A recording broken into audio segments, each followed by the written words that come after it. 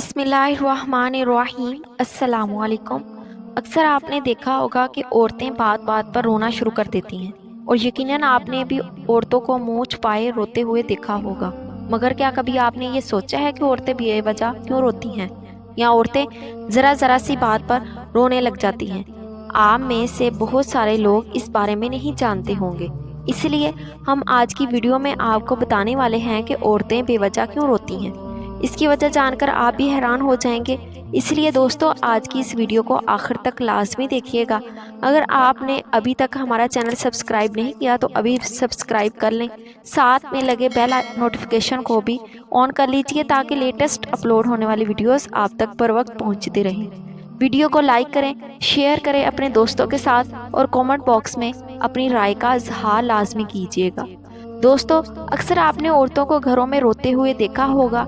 इनमें हमारी माँ, बहन और बेटियां भी हैं, लेकिन आप में से बहुत ही कम लोग जानते होंगे कि औरतें बिलावजह क्यों रोती हैं।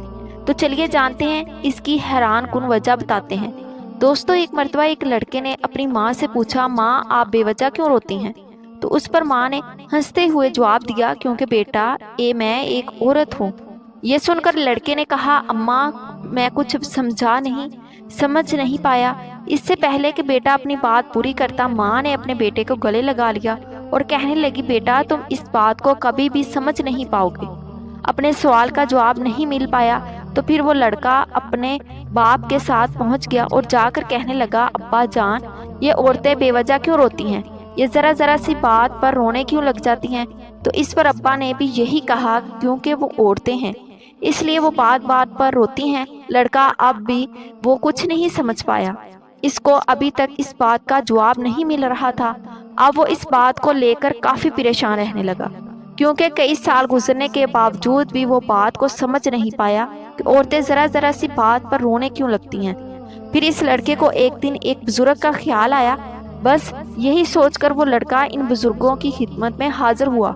इनसे इंतहाई अदब के साथ सवाल करने लगा कि सरकार, मेरे मन में एक सवाल है जो मैंने बहुत सारे लोगों से पूछा, मुझे कहीं से भी इसका तसल्ली बख्श जवाब नहीं मिला, इसलिए मैं आपकी खिदमत में हाजिर हुआ हूँ। अगर आपकी इजाज़त हो तो क्या मैं आपसे सवाल पूछ सकता हूँ?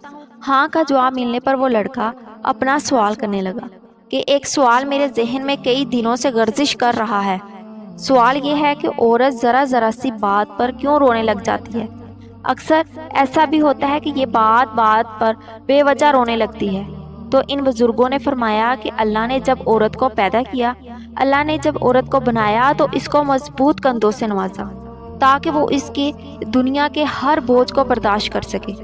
इसी तरह अल्लाह ताला ने औरत को नरम और प्यार करने वाले बाजुओं से भी नवाजा ताकि वो प्यार दे सके, और साथ में इतनी ताकत से भी नवाजा कि वो अपनी कोख में बच्चे का बोझ भी बर्दाश्त कर सके, और वो 9 महीने तक बच्चे को अपनी कोख में रख कर इनको पैदा कर सके, और कभी वो अपने दुखतकारे जाने का गम भी बर्दाश्त कर सके। और सिर्फ इतना ही नहीं, अल्लाह ताला ने औरत को वो ख़ास ताकत भी अता की ताकि वो अपने ख़ानदान के हर गम और परेशानियों को भी बर्दाश्त कर सके, और अपने घर और अपने घर वालों का पूरा ख्याल रख सके।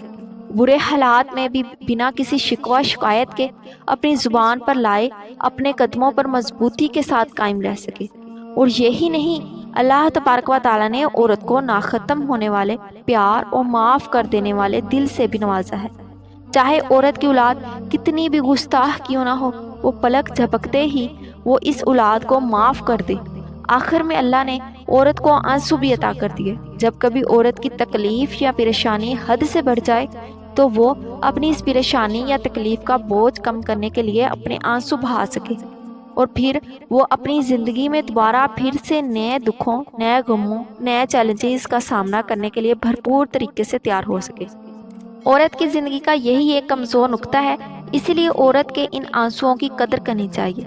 इसलिए मर्दों को चाहिए कि औरतों का हर तरह से ख्याल रखें, इनकी इज्जत करें। औरत के आंसुओं का कभी भी मजाक नहीं बनाना चाहिए, वो किसी भी वजह से निकले या फिर बेवजह ही क्यों ना हो, मगर औरत के आंसुओं की हमेशा कदर करनी चाहिए। इंसानों की खुराक की नाली इसी वक्त काट दी गई जब वो इस दुनिया में आता है, मगर आज भी उसका निशान नाफ की सूरत में हमारे जिस्म पर मौजूद है, تاکہ ہم اس عظیم ہستی کو ہمیشہ یاد رکھ سکیں جو کہ ایک عورت تھی، اس کی تم قدر کر سکو جس نے 9 مہینوں تک تکالیف جھیل کر اپنے پیٹ میں تمہیں رکھا اور بہت ساری تکلیفیں جھیل کر ہمیں پیدا کیا۔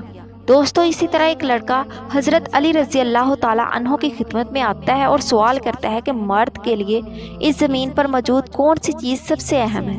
اس پر حضرت علی رضی اللہ تعالیٰ عنہ نے فرمایا، اس زمین پر مرد کے لیے سب سے قیمتی چیز اور سب سے بڑی دولت ایک اچھے کردار والی بیوی ہے۔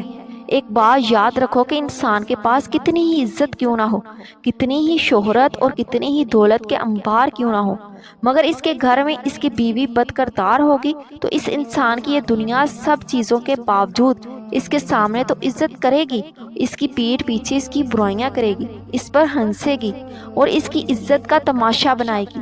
اللہ تعالیٰ نے عورت کو مرد کے لیے عزت بنا کر بھیجا ہے۔ ایک عورت کے ساتھ ہی پورا گھر جڑا ہوا ہوتا ہے۔ اگر عورت بد کردار ہوئی تو دنیا والے صرف عورت کو ہی نہیں بلکہ پورے گھر کو بد کردار سمجھیں گے۔